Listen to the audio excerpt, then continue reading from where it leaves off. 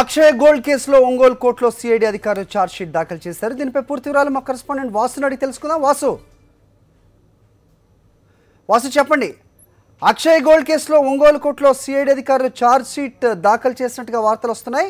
330 కోట్ల మోసం చేసినట్లు పేర్కొన్న సిఐడి ఏం చెప్తోంది ఛార్జ్ షీట్లో, అలాగే అప్డేట్ చెప్పండి.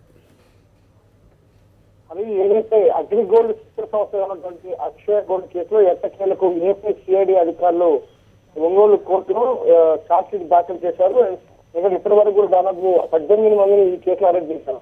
కానీ 3,000 కోట్ల రూపాయల స్కామ్ జరిగింది.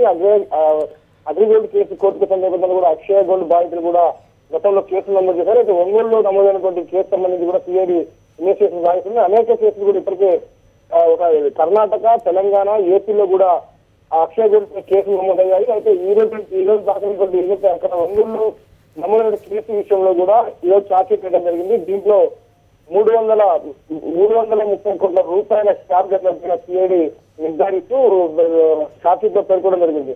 అయితే మరొక 20 కేసులకు సంబంధించి కూడా త్వరలోనే ఛార్జ్ షీట్ వేయనున్నామని చెప్పారు. అయితే గతంలో దీనికి సంబంధించి డైరెక్టర్లు చేయడం కొంతమందిని మాత్రమే అరెస్ట్ చేశారు. మొత్తం అందరు డైరెక్టర్లు అరెస్ట్ చేయాలని కూడా ఆరోపణలు వస్తున్న నేపథ్యం.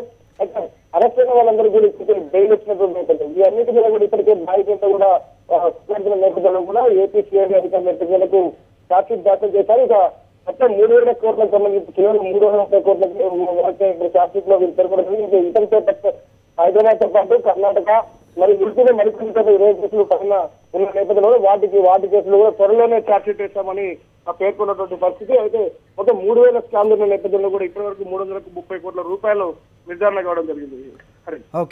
ఓకే వాసు.